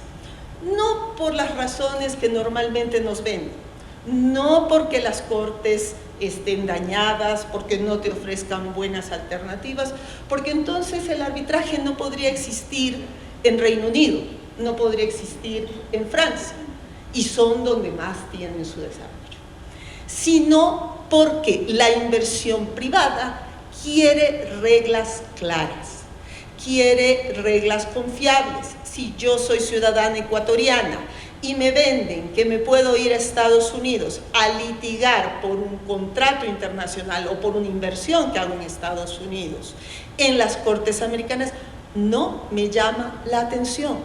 ¿Por qué no me llama la atención? Porque yo no conozco las leyes americanas, porque yo no conozco el sistema jurídico, porque en caso de que tuviera un problema tendría que ir a esas leyes. Y es por eso, y es esa fuerza que tiene el movimiento internacional el que obliga al Estado a decir: yo quiero ir a arbitraje. ¿Por qué quiero ir a arbitraje? Porque estos inversionistas que vienen a mi país, no necesariamente por desconfianza con mi sistema jurídico o mi sistema judicial, necesitan un foro alternativo que le ofrezca seguridades. Y ya veíamos con María Sara y ya veíamos con Lucía que la riqueza o la inversión se dirige mucho hacia el sector público. El sector público maneja políticas públicas y maneja dinero, maneja desarrollo. Por tanto, el inversionista no solo quiere reglas claras para hacer su inversión, sino quiere reglas claras para hacer valer su inversión. Ya vamos a discutir sobre si eso atrae o no atrae inversión, sobre si el arbitraje atrae o no atrae inversión. Porque yo ahí tengo un criterio, el arbitraje ayuda a que tomes una decisión hacia inversión, pero no es el elemento decisivo para hacer una inversión. Vamos a la ley de arbitraje y mediación solo para no perdernos. Y en la ley de arbitraje y mediación, por favor, en la ley de arbitraje y mediación, nuevamente encontramos esta vocación del Estado a ir a arbitraje y ofrecer a los inversionistas, tanto nacionales como internacionales, la alternativa de acceder en sus negociaciones con el Estado a arbitraje. Pasemos a la siguiente. Y llegamos al reglamento de la ley de arbitraje y mediación, que nos trae algunas novedades, muchas de ellas preocupantes, y comparto con Alejandro muchas preocupaciones sobre el reglamento por dos razones. La primera, el arbitraje parte de la autonomía de la voluntad, y la autonomía de la voluntad está garantizada en la ley de arbitraje y mediación. ¿Por qué necesito un reglamento para arreglar esa autonomía de la voluntad? Y segundo, porque hay ciertas licencias en el reglamento que sobrepasan la potestad reglamentaria y van a la ley. Voy a mencionar una que me llama mucho la atención y que siempre me llamó la atención: la posibilidad de terceros no signatarios. La ley de arbitraje y mediación establece que solo aquellos que firmaron el convenio arbitral pueden acceder a arbitraje. Parte del asunto de que quienes quieren arbitraje tienen que establecerlo específicamente. Y el reglamento me dice no, todos los que hayan tenido contacto, todos los que hayan tenido alguna relación. Eso no es ajeno a las tendencias del arbitraje, pero sí podría resultar en la inclusión de instituciones del sector privado o del sector público en un arbitraje al cual no accedieron. ¿Por qué es preocupante? Porque hay ley expresa, lo cual de alguna manera me da para pensar lo que tal vez quiso hacer el Ejecutivo fue una reforma legal, no un reglamento, una reforma legal para que el arbitraje, ¿no es cierto?, estuviera acorde a los nuevos desarrollos que ha tenido a nivel internacional. Una de las cosas que establece este reglamento es algo que de alguna manera se necesitaba, se requería establecer que la autorización del procurador no era para todo y en todos los casos, sino que la Constitución y la ley lo establecía exclusivamente para el momento en que surgiera la controversia. Pero nos lleva a la forma que podemos llegar a arbitraje. Podemos llegar a arbitraje a través de convenio y podemos llegar a arbitraje a través de tratados internacionales. Pasemos a la siguiente y después a la siguiente, porque se me van a ir, porque todos tenemos hambre. Entonces, ¿dónde podemos encontrar arbitraje con el Estado? Pues nuestra querida doctora María Sara Gijón nos va a abrir la puerta a la contratación pública. ¿Por qué? Porque la Ley Orgánica de Contratación Pública nos establece que en contratación pública podemos ir, ¿no es cierto?, podemos ir a arbitraje. Y no solo eso, en el reglamento a la Ley de Arbitraje y Mediación se establece, si no me equivoco, una disposición transitoria que se incorporará, ¿no es cierto?, en los pliegos el pacto arbitral. Con lo cual, probablemente, no lo sé, pero entiendo que esa es la política gubernamental, vamos a tener más arbitrajes en contratación pública de los que teníamos hasta ahora, ¿no es cierto? Porque ya no teníamos sujeción a arbitraje en contratación pública. En otra materia en las cuales podemos tener arbitrajes con el Estado, vamos a la siguiente por favor, es en los contratos de inversiones. En los contratos de inversiones que de alguna manera se han presentado como la alternativa ante la denuncia de los tratados bilaterales de inversiones. ¿Y por qué como una alternativa? Porque obviamente si el Ecuador denunció los tratados bilaterales de inversiones para poder acceder a arbitraje, los inversionistas van a requerir este convenio arbitral a través de un contrato. Y adicionalmente, estos contratos de inversión nos ofrecen unas garantías adicionales que de alguna manera ya las hemos visto, pero que se refieren a estabilidad tributaria, a protección y seguridad plenas, a no expropiación y a trato no discriminatorio.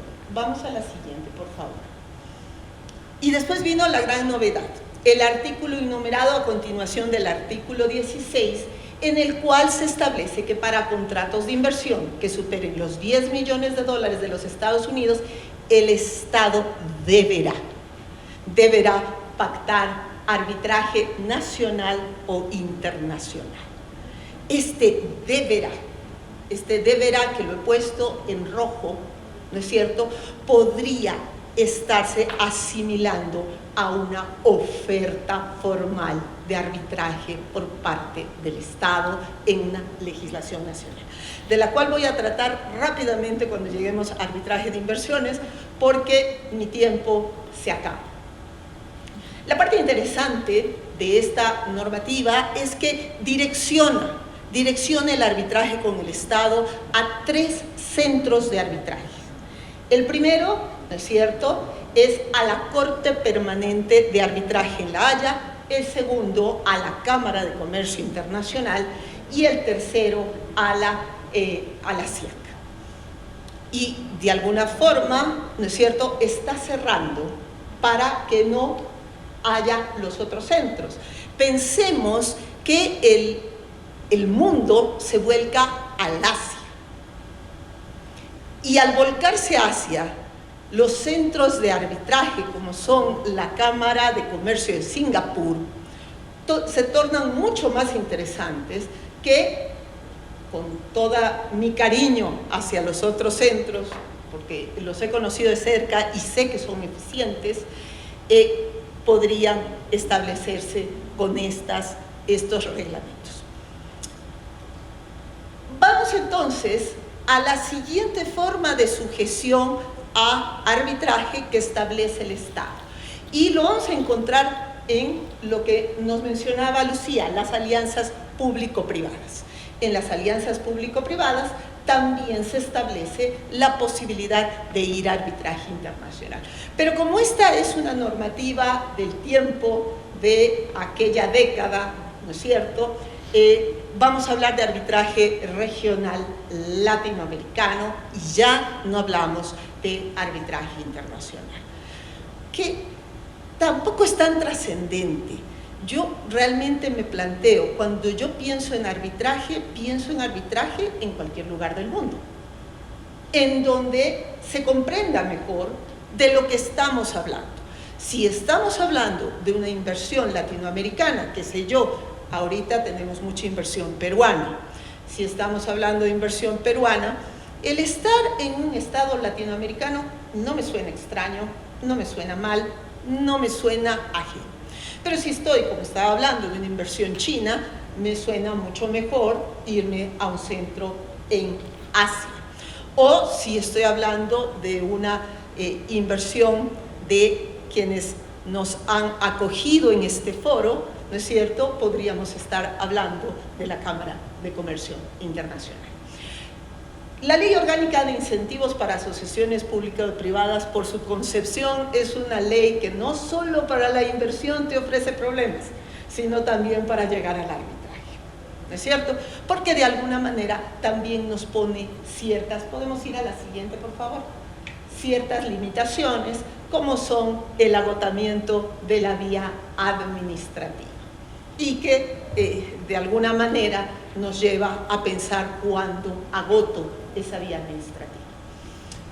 Pasemos, y estas en definitiva serían las 3 formas o los 3 rubros más importantes en los cuales un inversionista puede llegar a acceder a arbitraje con el Estado, ya sea a través de contratación pública, ya sea a través de contratos de inversión o a través de asociaciones público-privadas.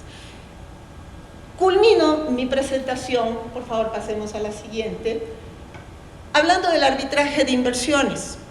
¿Y por qué voy a hablar del arbitraje de inversiones? Porque pese a todo lo que ha habido, el arbitraje de inversiones está vivo, está evolucionando, está cambiando, y tal vez lo que nos está pasando en este país es que no estamos viendo esa evolución. ¿Y por qué dijo no estamos viendo esa evolución? Porque estamos en ese momento de los tratados bilaterales de inversiones de los 90, de los cuales nosotros fuimos suscriptores, y no en la nueva etapa de los tratados de inversiones, en donde se está hablando de ciertas garantías y de ciertos requerimientos para el inversionista. Y no lo están diciendo los países latinoamericanos, lo está diciendo Estados Unidos, lo está diciendo Europa, lo están diciendo en general la comunidad internacional. ¿Por qué? Porque el arbitraje como tal es un instituto privado. Cuando se involucra el Estado, vamos a tener una colisión de intereses definitiva. Esa colisión de intereses va hacia algo tan lógico como lo que nos hablaba Alejandro, la confidencialidad. La confidencialidad en el sector privado puede ser una herramienta necesaria e indispensable. La confidencialidad en el ordenamiento público no lo es, no lo es. A mí no me pueden pedir, ¿no es cierto?, que como ciudadana no quiera saber qué es lo que está pasando en un arbitraje internacional en donde el Estado puede estar perdiendo 1.200, 1.300, 1.600 millones de dólares. Sé que tengo un minuto y lo voy a aprovechar.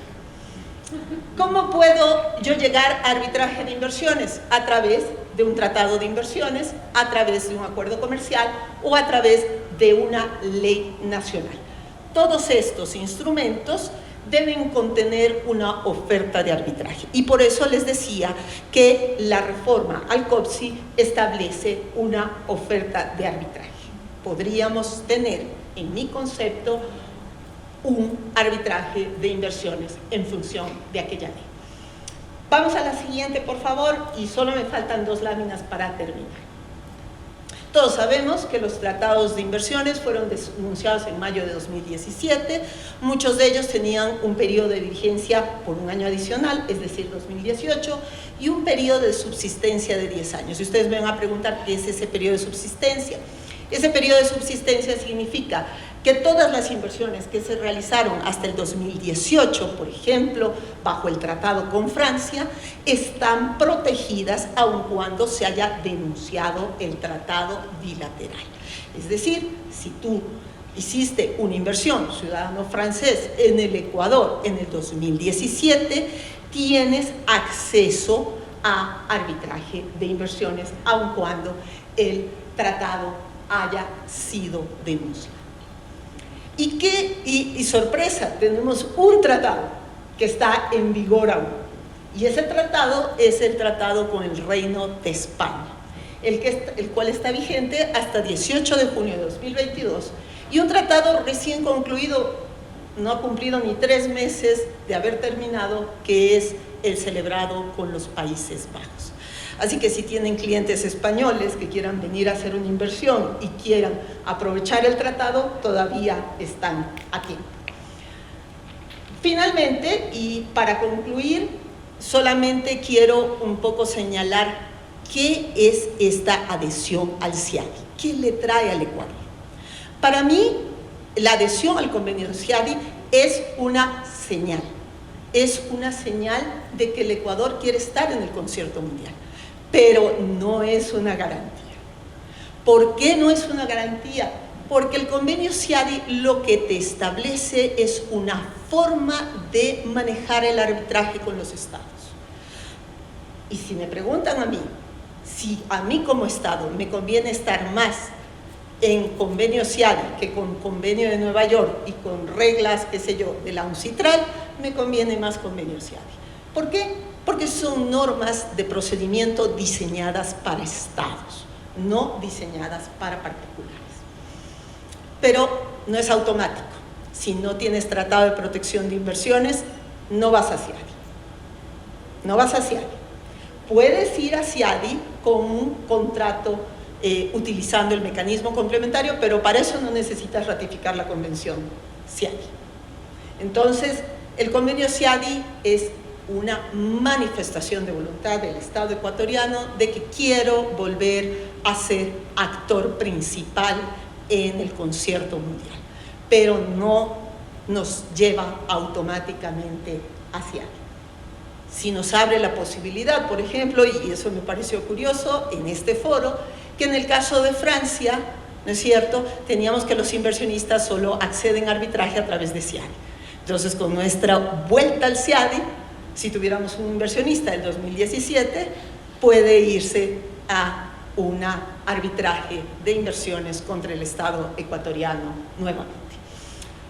Con esto concluyo mi presentación, solo redondeo diciendo que agradezco la invitación, que el arbitraje está para quedarse, que el arbitraje es flexible y es lo que de alguna manera ha solucionado muchos problemas, pero no es la solución a la falta de inversión. La inversión se logra con buenas políticas públicas, con seguridad jurídica, con estabilidad jurídica. Y eso obviamente lo tenemos que trabajar todos. Nadie, ningún inversionista, y créanme que se los digo, quiere ir a arbitraje, hace todo lo posible por no llegar allá. Hace todo lo posible por no llegar allá, pero es una tranquilidad tenerlo. Así que a quienes quieran invertir en el Ecuador, pongan cláusula arbitral. Y quienes confíen en el arbitraje, pues obviamente es un elemento confiable. Muchas gracias.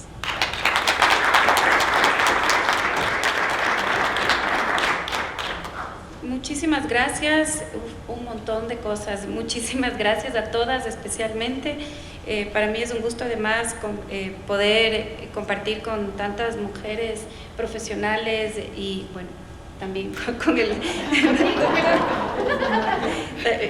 doctor Alejandro Ponce, como todas han dicho, es un honor para todos nosotros tenerle aquí, pero también es un gusto ver tantas mujeres profesionales hablando de temas tan complejos y tan importantes, sobre todo desde la política y la gestión pública, como lo está haciendo hoy María Sara Gijón. Estamos súper atrasados de tiempo, entonces Fabián va a indicarles después, vamos creo que a continuar, no sé qué. Estamos casi con una hora de retraso, entonces del almuerzo no sé si se va a retrasar. Por ahora decirles que así como en el panel 1 se habló muchísimo de seguridad jurídica, continuamos hablando de lo mismo, pero si le pudiera dar un nombre a este panel creo que sería de la colaboración y la transparencia. Es súper importante decir que para todas las alianzas público-privadas el inversionista y el Estado necesitan esta certeza y seguridad que han mencionado todos ustedes en relación a cada uno de los espacios desde los cuales cada una de ustedes y ustedes han podido conversar. El tema de la colaboración lo menciono y lo destaco porque también esta relación entre el Estado y el privado siempre creo que tradicionalmente, y ese es una de las dificultades que nos pasa desde el Estado ecuatoriano, es que no están acostumbrados a este tipo de contratos, entonces siempre se parte desde una, yo creo que no es una mala intención, sino siempre pensando en que el privado va a venir como a querer hacerle algún daño al Estado, ¿no? Creo que ese es uno de los principales problemas cuando hay estas dudas en que no se entiende que esto es un ganar-ganar y que definitivamente hacia allá deberíamos apuntar. María Sara, muchísimas cosas, felicitar además toda la gestión que estás haciendo y temas fundamentales que mencionó María Sara, solo resumir que es tan importante una política pública clara, una gestión pública eficiente, el exceso de normativas los han mencionado todos también. A mí creo que es música para mis oídos decir que realmente no es un tema de tanta normativa, regularización, sino más bien el tratar de simplificar todas las leyes, normas, reglamentos alrededor de estas posibilidades de alianza público-privadas. Felicitar también, María Sara, todo lo que se está haciendo en los esfuerzos de comunicación, socialización, que son tan importantes. y desear la mejor de las suertes en los desafíos del control, la tecnología y la simplificación de los procesos. Muchísimas gracias a la doctora Lucía Cordero también, con temas tan importantes como visibilizar y también las inoperancias, ¿no? Como es el comité interinstitucional, muy pesado, los procesos complejos, engorrosos, el ciclo de aprobación que es tan complicado, y yo insisto en que no creo que es un tema de mala fe, es una falta de conocimiento y también de confianza en estos nuevos modelos de contratos entre el público y el privado. Doctor Alejandro Ponce, muchísimas gracias. Para nosotros, para todos los que estamos aquí, siempre es ilustrarnos con todo su conocimiento. Los problemas de competencias básicos, creo que es un horror que algunas autoridades necesitan todavía entender cuál es el rol entre el Ejecutivo, el Judicial y ni qué hablar del Legislativo. Y doctora Blanca Gómez de la Torre, resumir todo lo que se ha conversado es las reglas claras, estos foros alternativos que otorgan certeza y seguridad. Les agradezco muchísimo, vamos a continuar, creo que en la tarde hay 2 o 3 paneles más. Fabián, tú me indicas si es que continuamos. Fabián, ¿van a continuar en el siguiente panel? Pese al hambre de todos, creo que van a continuar, sí.